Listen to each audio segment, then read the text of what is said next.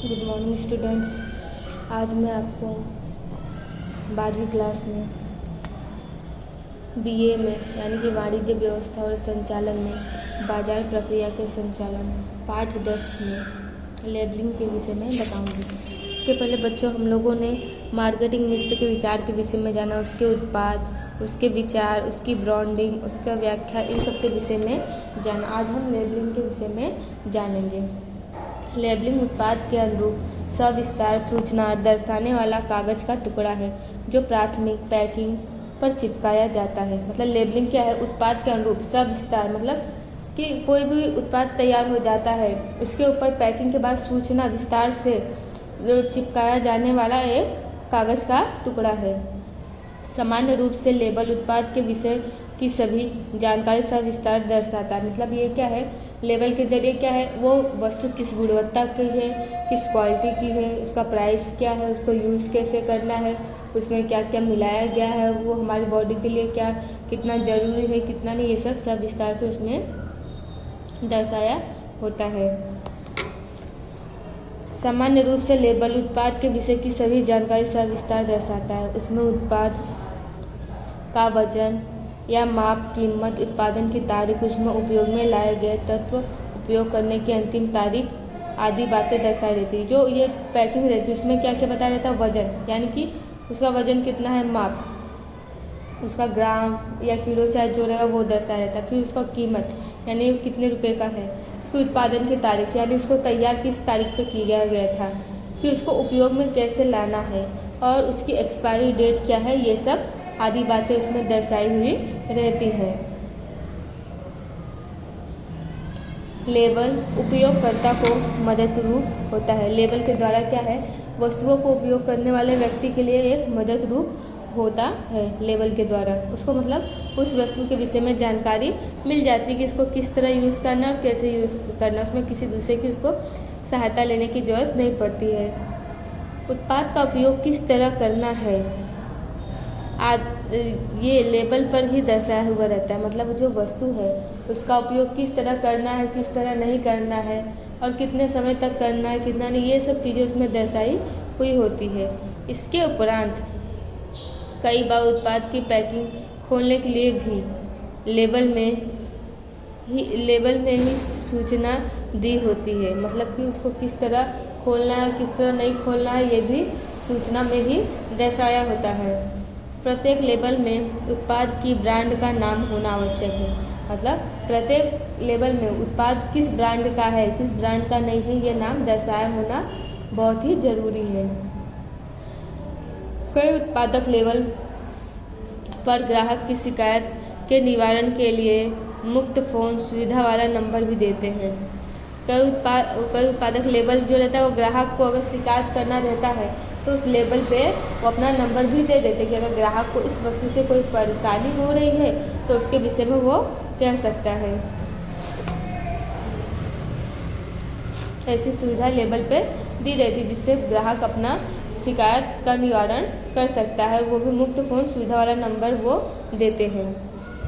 कार्य उत्पाद को पहुंचाने में मदद करता है। लेबलिंग का कार्य क्या है? वो उत्पाद को पहचानने में मदद करता है। वो उत्पाद अच्छा है या नहीं है, किस क्वालिटी का है, किस क्वालिटी का नहीं है। उत्पाद के गुणवत्ता तथा प्रकार के विषय में पूरी जानकारी प्रदान करता है। तीसरा, उपयोगकर्ता को उत्पाद के विषय में महत्वपूर्ण जानकारी प्रदान करता है। मतलब उत्पाद का गुणवत्ता वो किस प्रकार का है उसके विषय में उसमें पूरी जानकारी पहली बार दर्शाई रहती है। फिर उपयोगकर्ता को उत्पाद के विषय में महत्वपूर्ण जानकारी प्रदान करता है। जो उपयोग करता है मतलब जो उपयोग करने वाला है वस्तु को, उसको वस्तु के बारे में पूरी तरह जानकारी दिया जाता है। उपयोगकर्ता को उत्पाद किस तरह उपयोग करना है उसका तरीका समझाया जाता है। लेबलिंग में क्या है, जो उपयोग करता है उसको उत्पाद यानी वस्तु का किस तरह उपयोग करना है, किस तरह नहीं करना है, वो भी चीज़ें उसमें समझाई गई होती है। उत्पाद के लिए आकर्षण उत्पन्न करता है। मतलब कि ये लेबलिंग की वजह से कैसे वस्तुओं को कैसे आकर्षित हो जाती है, दूर से ही देखने में लेबल या उसके कलर के द्वारा लोग आकर्षित हो जाते हैं। तथा उसके विज्ञापन के लिए व्यक्तिगत सेवा के लिए भी मदद रूप होता है और उसके विज्ञापन के लिए भी ये मदद रूप साबित होता है।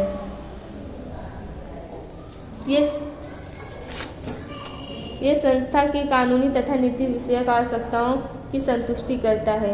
यह संस्था की कानूनी तथा नीति विषयक जो आवश्यकताएं हैं उसको भी ये पूरा करता है। पैकेजिंग वस्तु की साज सज्जा का कार्य है। मतलब पैकिंग क्या है, वे वस्तु को साज सज्जा यानी उसको सजाने का ये कार्य है। पैकेजिंग के रूप में प्लास्टिक की थैली, कपड़े की थैली, कागज के डिब्बे, प्लास्टिक के डिब्बे आदि वस्तुओं का उपयोग किया जाता है। पैकिंग करने के लिए क्या है, प्लास्टिक की थैली, कपड़ों की थैली, कागज का डिब्बा, प्लास्टिक का डिब्बा, टीने का डब्बा, ये सब का उपयोग किया जाता है। कई उत्पादों की सफलता का आधार उसके पैकिंग पर होती है। कई उत्पाद का सफलता यानी उसकी बिक्री का आधार उसकी पैकिंग पर होता है। पैकिंग उत्पाद को सुरक्षा देती है। उत्पाद का पैकिंग हमेशा आवश्यक है। मतलब जो उत्पादन है किया गया उसका पैकिंग होना आवश्यक है। उत्पाद अधिक आकर्षक बनता है। पैकिंग के कारण उत्पाद के स्थानांतरण में सुविधा रहती है। मतलब पैकिंग करने के कारण क्या है, चीज़ों को एक जगह से दूसरी जगह भेजने में आसानी होती है। उत्पाद की पैकिंग के कारण उत्पाद को अच्छी तरह से उपयोग में लिया जा सकता है। मतलब उत्पाद की पैकिंग के कारण कैसे उसको अच्छी तरह उपयोग में लिया जा सकता है। पैकिंग का उपयोग विज्ञापन के रूप में भी किया जाता है। जो ये पैकिंग है इसका विज्ञापन के रूप में यानी ऐड करने के रूप में भी इसका उपयोग किया जाता है।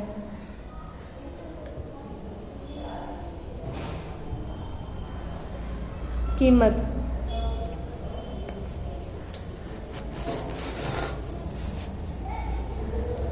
व्यवसायिक इकाई के लिए उत्पादन की कीमत निश्चित करने का निर्णय महत्वपूर्ण होता है। मतलब व्यवसायिक इकाई को क्या है, उत्पादन यानी किसी भी वस्तु का उत्पादन करने के लिए उसका कीमत निर्धारित करना जरूरी होता है। बाजार में विक्रयकर्ता तथा खरीदने वाला दोनों के लिए कीमत एक महत्व का विषय माना जाता है। उत्पाद की मांग के साथ उत्पाद की कीमत का विपरीत संबंध होता है। उत्पाद की कीमत बढ़ने से उसकी मांग में कमी आती है तथा उसकी कीमत घटने से मांग में वृद्धि होती है। कीमत निर्धारण की प्रक्रिया किसी भी व्यावसायिक इकाई की बाजार संबंधी स्थिति निश्चित करता है। वस्तु की कीमत निर्धारित करने की प्रक्रिया क्या है, व्यावसायिक इकाई की कीमत निर्धारित करता है। उसके कीमत निर्धारित करने की ही वजह से उस चीज़ का बिक्री होता है।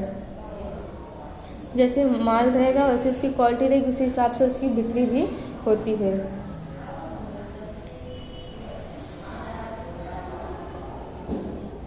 उत्पाद की कीमत बढ़ने से उसकी मांग में कमी आती है। मतलब उत्पाद यानी कि किसी वस्तु की कीमत बढ़ने से क्या है, उसकी मांग में कमी आती है, यानी लोग उसको उपयोग करना कम कर देते हैं उसकी कीमत बढ़ने के कारण।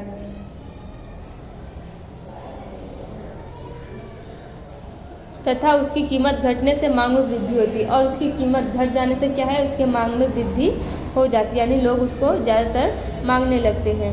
कीमत निर्धारण की प्रक्रिया किसी भी व्यावसायिक इकाई की बाजार संबंधी स्थिति निश्चित करती है।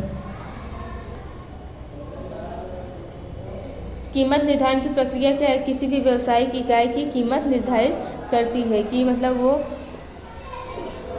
ज़्यादा बिकेगी या नहीं बिकेगी। इकाई की बाजार संबंधी स्थिति निश्चित करती है। इकाई की आय या लाभ का आधार उत्पाद की कीमत पर निर्भर होता है। इकाई का आय यानी जो आ रहा है उसका लाभ और उसका आधार उत्पादन की कीमत पे होता है कि अच्छी क्वालिटी की चीज़ें हो और कम उसका मूल्य निर्धारित किया गया हो, उसकी कीमत पर निर्धारित होता है। जैसी चीज़ें होती हैं वैसे उसका मूल्य निर्धारित होता है। कम मूल्य हो तो उसकी मांग ज़्यादा होती है और अधिक मूल्य हो तो उसकी मांग कम होती है। प्रत्येक इकाई को अपने उत्पाद के लिए उचित कीमत निश्चित करनी चाहिए। मतलब प्रत्येक इकाई यानी कि प्रत्येक व्यापारी को कोई भी वस्तु का कीमत निर्धारित करने से पहले आगे और पीछे का दोनों सोच लेना चाहिए कि उसका मतलब किस क्वालिटी की चीज़ें हैं और ज़्यादा दाम बढ़ने से उसकी भविष्य में मांग होगी भी या नहीं। अगर उसकी भविष्य में मांग नहीं होगी तो उसका हर्जाना क्या होगा, ये सब सोच के कीमत निर्धारित करना चाहिए। धन्यवाद बच्चों।